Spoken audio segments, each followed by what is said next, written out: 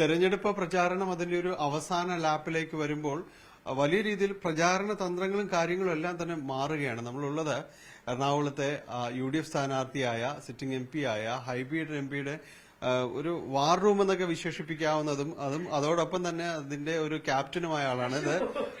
ഹൈബിയുടെ പത്നി അന്ന ലിൻഡ ഏതാണ്ട് പ്രചാരണത്തിന്റെ മുഴുവൻ ചുമതലയും എന്ന രീതിയിൽ അതിന്റെ ഒരു ഡിജിറ്റൽ വെർഷൻ എല്ലാം അന്നയാണ് കൈകാര്യം ചെയ്യുന്നത്. പല രീതിയിലുള്ള പ്രചാരണ പരിപാടികളെല്ലാം തന്നെ പോകുന്നു. രണ്ടു മൂന്ന് തിരുത്തുണ്ട്. ഒന്ന്, ഇത് ഹൈബിയുടെ ഓഫീസ് റൂം, ഹൈബിയുടെ വാർ റൂം അല്ല. ഇത് ഹൈബി ആൾക്കാരെ കാണുന്ന റൂമാണ്. എല്ലാ ദിവസവും രാവിലെ ഹൈബി ഇവിടെ നിന്ന് എല്ലാവരെയും കണ്ടിട്ടാ പോകുന്നത്. ഇപ്പൊ ഇലക്ഷൻ സമയമാണെങ്കിൽ പോലും വളരെ നേരത്തെ ആൾക്കാർ വരും. 5 മണി 5:30 ഒക്കെ ആകുമ്പോൾ എല്ലാവരും കണ്ടുപോകും. പിന്നെ ഞാൻ ഇതിന്റെ ക്യാപ്റ്റനൊന്നുമല്ല. എനിക്ക് ഇങ്ങനത്തെ ഈ ഒരു ഡിസൈൻ പരിപാടികളൊക്കെ ഇഷ്ടമാണ്. അപ്പോൾ ഞാൻ മുമ്പ് റേഡിയോ സ്റ്റേഷൻസിലൊക്കെ ബ്രാൻഡിങ് ആൻഡ് കമ്മ്യൂണിക്കേഷൻ ചെയ്യുമായിരുന്നു. അപ്പോൾ കുറച്ചൊക്കെ താല്പര്യമുള്ള, അന്നൊന്നും MBA ചെയ്യാനായിട്ട് മുമ്പ് തന്നെയാണ് അപ്പോൾ അത് ഇൻട്രസ്റ്റിൽ ചെയ്തുകൊണ്ടിരുന്നത്. അപ്പൊ ഇപ്പൊ ഹൈബ്രിഡ് ഇലക്ഷൻസ് വരുമ്പം അതിനുള്ളൊരു സാഹചര്യം വരുന്നു. അപ്പൊ അത് അതിന്റെ കൂടെ പോകുന്നു എന്ന് മാത്രം. ആ ഒരു കാര്യത്തിൽ മാത്രമാണ് ഞാൻ കൂടുതലും ശ്രദ്ധിക്കുന്നത്. സോഷ്യൽ മീഡിയയും other contents like posters, hoardings, other മെറ്റീരിയൽസിൽ. ഈ മുറിയിലേക്ക് വരുമ്പോൾ തോന്നുന്നത് ഈ ഹൈബി എവിടെ നിന്ന് വരുന്നു തുടങ്ങി എന്നുള്ളതെല്ലാം തന്നെ ഒരാൾക്ക് വന്നിരിക്കുമ്പോൾ തന്നെ മനസ്സിലാക്കാവുന്ന രീതിയിൽ തന്നെയാണ്.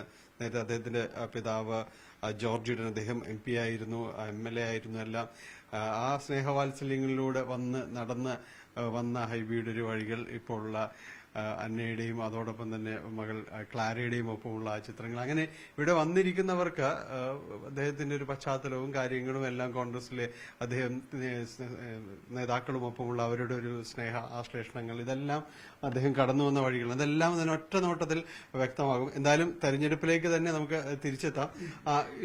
ഈ കഴിഞ്ഞ ദിവസങ്ങളിലെ വളരെ ശ്രദ്ധ നേടുന്നത് ഹൈബിയുടെ ഒരു പുസ്തകം, അത് സാധാരണ തെരഞ്ഞെടുപ്പിൽ നമ്മൾ മറിച്ചു നോക്കുന്ന അതിനപ്പുറത്തേക്ക് അതിലൊരു കൗതുകവും ചിത്രങ്ങളുടെ ഒരു കാഴ്ചയൊക്കെ ഉണ്ടോ? എനിക്ക് അവിടെ ഇരിപ്പുണ്ടല്ലോ. കുറച്ച് കോപ്പീസോടെ വെച്ചതാണ്. ഇതൊരു മെറ്റീരിയൽ, ആക്ച്വലി നമ്മളിത് മെറ്റീരിയൽ ആയിട്ടല്ല ഇത് വിചാരിച്ചത്. നമ്മളിതൊരു ഹൈബിയുടെ 5 കൊല്ലത്തെ വർക്ക് ജനങ്ങളിലേക്ക് എത്തണം എന്ന് ഹൈബിക്ക് വളരെ നിർബന്ധം ഉണ്ടായിരുന്നു.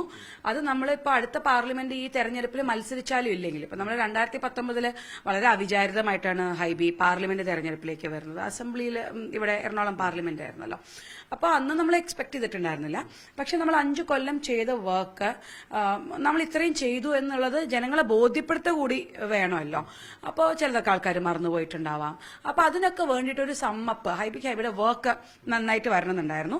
അപ്പൊ അതിനു വേണ്ടി നമ്മൾ പ്ലാൻ ചെയ്ത എനിക്ക് ഒരു 6 months എങ്കിലും നമ്മൾ ഇതിനൊരു ഇരുന്നിട്ടുണ്ട് വളരെ കെയർഫുൾ ആയിട്ട്. നമ്മൾ ഒരുപാട് ഇതില് ഡാനിച്ചേട്ടൻ മറിച്ചു നോക്കിയിട്ടുണ്ടെങ്കിൽ കാണാൻ പറ്റും, ഇതിൽ ഒരുപാട് എഴുത്തുകൾ കുറവാണ്. കൂടുതലും നമ്മൾ ചിത്രങ്ങളാണ് കൂടുതൽ സംസാരിക്കുന്നത്. ബിക്കോസ് ഇപ്പോൾ വായിക്കുന്നതൊക്കെ ആൾക്കാർക്ക് അതിനേക്കാൾ കൂടുതൽ വായനാശീലം നമ്മുടെ അതിൽ കുറഞ്ഞു വരികയാണ്, പ്രത്യേകിച്ച് ചെറുപ്പക്കാരുടെ ഇടയിൽ. അപ്പോൾ അതിൽ കൂടുതൽ പടങ്ങളാവുമ്പം ആൾക്കാർക്ക് പെട്ടെന്ന് മറിക്കാൻ പറ്റും. അത് മാത്രമല്ല, അതിന്റെ കൂടെ ഫിഗേഴ്സ് ഉണ്ട്. അതായത് നമ്മളുടെ അറ്റൻഡൻസ് എത്രയാണ്, നമ്മൾ എത്ര രൂപ നമ്മളുടെ MP ഫണ്ടിൽ നിന്ന് ചെലവാക്കി, അതൊക്കെ ഒരു മനസ്സിലാവാൻ വേണ്ടി നമ്മൾ സെന്റർ പേജും കൂടെ കൊടുത്തിട്ടുണ്ട്. അതായത് ഇന്ത്യാസ് ഫസ്റ്റ്, കേരളാസ് ബെസ്റ്റ് എന്ന് പറഞ്ഞിട്ട് നമ്മൾ ചെയ്ത പ്രോജക്ട്സിന്റെ എല്ലാം, അതായത് ഡയാലിസിസ് ബ്ലോക്ക് ഒക്കെ ഇന്ത്യയിൽ ഫസ്റ്റ് ആണ്, both in private and public സെക്ടറിൽ. നമ്മൾ general hospital, Ernakulam government general ഹോസ്പിറ്റലിൽ കൊണ്ടുവന്നിട്ടുള്ള പ്രോജക്ട്സ് ആണ്. വൈഫൈ സ്ട്രീറ്റ്, നമ്മുടെ ഗിന്നസ് വേൾഡ് റെക്കോർഡ് കിട്ടിയ മെൻസ്ട്രൽ കപ്പ്, ഇതിനെല്ലാം ഡീറ്റെയിൽ ബാക്കി പേജസിലുണ്ടെങ്കിലും ഇതിനൊരു സമ്മപ്പാണ്. പിന്നെ ഇവിടെ ഒരു സ്കാൻ കോഡ് നമ്മൾ വെച്ചിട്ടുണ്ട് വീഡിയോസിന് വേണ്ടിയിട്ട്. അപ്പൊ ഈ QR കോഡ് സ്കാൻ ചെയ്ത് കഴിഞ്ഞാൽ നമുക്ക് ഇതിന്റെ എല്ലാം വീഡിയോസും കാണാൻ പറ്റും. ആളുകൾ അപ്ഡേറ്റ് ആവുന്നു, കൂടുതൽ യങ്സ്റ്റേഴ്സ്, അവർക്ക് എന്താണ് ഈ കാര്യങ്ങൾ, അല്ലെങ്കിൽ പൊളിറ്റിക്സ് എന്താ, അല്ലെങ്കിൽ ഇപ്പോൾ എന്ത് ചെയ്തു എന്നൊക്കെ ഒറ്റ നോട്ടത്തിൽ മനസ്സിലാക്കുന്ന രീതിയിലേക്ക്. അതെ, തീർച്ചയായിട്ടും. അപ്പം വലിയ വലിയ പടങ്ങളാവുമ്പം ആൾക്കാർക്ക് പടങ്ങൾ കാണുന്നതിന്റെ ഒരു രസത്തോടു കൂടി ഇതിന്റെ ഹെഡിങ്സും എല്ലാം വായിക്കും, കുറച്ചൊക്കെ കണ്ടന്റ്സ് വായിക്കും. അപ്പം ആൾക്കാർക്കൊരു ഐഡിയ കിട്ടും. ആക്ച്വലി ഇത് മാത്രമല്ല, 5 കൊല്ലത്തെ ഇതൊരു 64 പേജിന്റെ ഒരു ചെറിയ പുസ്തകമാണ്. ആക്ച്വലി ഇതിൽ സമ്മപ്പ് ചെയ്യാൻ പറ്റില്ല. ഹൈബിക്ക് ഇതിൽ കൂടുതൽ പേജസ് വേണം, എന്റെ വർക്ക് മുഴുവനും ഇതിൽ വേണം എന്നൊക്കെ ആയിരുന്നു. പക്ഷെ അത് പേജ് കൂടും ഒന്ന് ആൾക്കാർ. പിന്നെ നമ്മൾ ഈ ഗവൺമെന്റിന്റെ ഫണ്ട് അല്ലെങ്കിൽ BPCL പൂട്ടിയതിന്റെ ഷെയർ കുറഞ്ഞതിന്റെ അങ്ങനത്തെ ഒരു ഉത്തരവാദിത്തം എന്നല്ല, ഒരു പിതൃത്വവും നമ്മൾ ഇതിൽ ഏറ്റെടുത്തിട്ടില്ല. അതോടൊപ്പം ഈ പ്രചാരണത്തിലേക്ക് വരുമ്പോൾ കഴിഞ്ഞ ദിവസം കണ്ടത് ആളൊരു അടിപൊളി റാപ്പ് കാര്യങ്ങളൊക്കെ ആയിട്ട് നിൽക്കുന്നതായിരുന്നു. അതിന്റെ കാര്യങ്ങളുണ്ടോ അതില്? എങ്ങനെയായിരുന്നു അതിന്റെ ഒരു ഇടപെടലൊക്കെ എങ്ങനെയായിരുന്നു? അതൊക്കെ ചെയ്തുകൊണ്ടായിരുന്നു. അയ്യോ, റാപ്പ് എന്നുള്ളത് നമ്മളിങ്ങനെ ഓരോന്നും ചെയ്തു തുടങ്ങുമ്പോൾ നമുക്കൊരു ഇങ്ങനെ ആവണം എന്നൊക്കെ നമുക്ക് തോന്നുമല്ലോ. അപ്പം ഇത് നേരത്തെ പ്ലാൻ ചെയ്തതല്ല. ഇത് MC കൂപ്പർ എന്ന് പറയുന്ന ഒരു റാപ്പറാണ്. എന്റെ വളരെ പരിചയമുള്ളൊരു റാപ്പറാണ് കൂപ്പർ. അപ്പൊ ഞാൻ കൂപ്പറിന്റെ അടുത്ത് ഇങ്ങനെ പറഞ്ഞു, അതൊരു അരമണിക്കൂറിൽ ഇതാണ്. കേന്ദ്രത്തിൽ കുറെ കാര്യങ്ങൾ മാറണം. കേന്ദ്രത്തിൽ എന്താണ് മാറേണ്ടത്? കേന്ദ്രത്തിൽ എന്താണ് മാറേണ്ടത്? ചർച്ചയില്ലെങ്കിലും കവർച്ചയുണ്ട് ഏറെയായി. ഉയർച്ചയില്ലതിൽ പകർച്ചവ്യാധി മേലെയായി. മോടി കൂട്ടുവാൻ കയറ്റി വിട്ട കൂട്ടമേനിയായി. നാട്ടിലുള്ള മനുഷ്യരെല്ലാം ഇന്ന് രണ്ട് ചേരിയായി. തിരിഞ്ഞു നിന്ന് ഭാരതം എരിഞ്ഞെരിഞ്ഞ് വീഴയായി.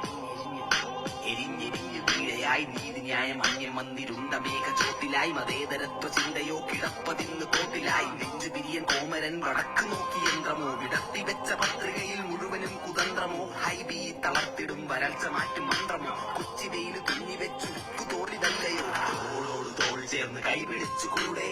കൊച്ചിയുടെ സ്വത്തായ ഹൈബിയുണ്ട് കൂടെ. പോരാട്ട വീര്യത്തിൻ കൊടി പറത്തിയില്ലേ. ഇതിപ്പോ യങ്സ്റ്റേഴ്സിനൊക്കെ ഒരു വൈറലാക്കാം അല്ലേ? അതെ, അതല്ല, ഒരു ഇലക്ഷൻ വരുമ്പോ ഞാൻ മനസ്സിലാക്കിയിട്ടുള്ളത് നമ്മൾ എല്ലാ കാറ്റഗറിയിലുള്ള ആൾക്കാരെയും നമുക്ക് സെർവ് ചെയ്യാൻ പറ്റണം. അതില് വളരെ എന്താ പറയാ, പൊളിറ്റിക്സ് ഒബ്സർവ് ചെയ്യുന്ന ആളുകളുണ്ടാവും, കുട്ടികളുണ്ടാവും, പ്രായം ചെന്നവരുണ്ടാവും, മധ്യവയസ്കരുണ്ടാവും, ചെറുപ്പക്കാരുണ്ടാവും. ചെറുപ്പക്കാർക്ക് നമുക്ക് പൊളിറ്റിക്കൽ അവയർനെസ് ഇല്ലാന്ന് നമുക്ക് പറയാൻ പറ്റില്ല. പക്ഷേ ഒബ്സർവേഷൻ ചിലപ്പോ, അല്ലെങ്കിൽ അവർക്ക് പഴയ രീതിയിലുള്ള പ്രചാരണങ്ങളും രീതികളൊന്നും ചിലപ്പോൾ അവര് ശ്രദ്ധിച്ചു എന്ന് വരില്ല. മാത്രമല്ല, നമ്മള് ഹൈബി പാർലമെന്റിലാണല്ലോ എറണാകുളത്തിന് പ്രതിനിധീകരിക്കുന്നത്. അപ്പം നമ്മൾ റെപ്രസെന്റ് ചെയ്യുന്ന പാർലമെന്റ് മണ്ഡലത്തിൽ നിന്ന് നമ്മൾ പാർലമെന്റിൽ പോകുമ്പം നമ്മളുടെ ഇന്ത്യ മൊത്തത്തിൽ എന്താണ്, ഇന്ത്യയിൽ what we are going through എന്നുള്ളതാണ് നമ്മൾ റാപ്പിലൂടെ ഉദ്ദേശിച്ചത്. നമ്മളുടെ രാജ്യത്ത് നടക്കുന്ന ഫാസിസ്റ്റ് ഗവൺമെന്റിനെതിരെയുള്ള, ബിക്കോസ് ഹൈബി ഈ പാട്ടിന്റെ ഇതൊരു 1 മിനിറ്റ് 34-35 സെക്കൻഡാണ് ഇതിന്റെ ഒരു ദൈർഘ്യം. അപ്പൊ അതിന്റെ പകുതിയിലും ശേഷമാണ് ഹൈബി തന്നെ പിക്ചറിലേക്ക് വരുന്നുള്ളൂ. ആദ്യം നമ്മൾ പറയുന്നത് നമ്മളുടെ നാടിനെ ഡിവൈഡ് ചെയ്തുകൊണ്ടിരിക്കുക. യെസ്, കണ്ടന്റ് ആണ് തീർച്ചയായും, വെറുതെ ഒരു റാപ്പല്ല ഇത്. ഇനിയും കുറച്ച് ദിവസം കൂടി ഇലക്ഷൻ അവശേഷിക്കുന്നുണ്ട്. അപ്പൊ ഇനിയും വരാനുണ്ട് ഇത്, ഇനിയും വരാറുണ്ട്. ഏതായാലും അന്ന് സൂചിപ്പിക്കുന്നത് പോലെ തെരഞ്ഞെടുപ്പ് പ്രചാരണ രംഗം, അതിന്റെ ഒരു ചിട്ടവട്ടങ്ങൾ, പതിവ് നടപ്പ്, കാഴ്ചശീലങ്ങൾ അതെല്ലാം മാറി വരികയാണ്. അത് പൂർണ്ണമായി ഉൾക്കൊണ്ടുകൊണ്ട് തന്നെയാണ് തെരഞ്ഞെടുപ്പ് പ്രചാരണ രംഗത്ത് ഹൈബി സജീവമാകുന്നത്. അതിനൊപ്പം മുഴുവൻ പിന്തുണയുമായി ഹൈബിയുടെ ഭാര്യ അന്ന, കുടുംബം, ഒപ്പം സുഹൃത്തുക്കൾ എല്ലാവരും തന്നെ മുന്നോട്ട് പോകുന്നുണ്ട്. അത് തന്നെയാണ് ഹൈബിയുടെ ഒരു ആത്മവിശ്വാസവും. കൊച്ചിയിൽ നിന്ന് ക്യാമറമാൻ മനോജിനൊപ്പം ഡാനി പോൾ, ന്യൂസ് 18.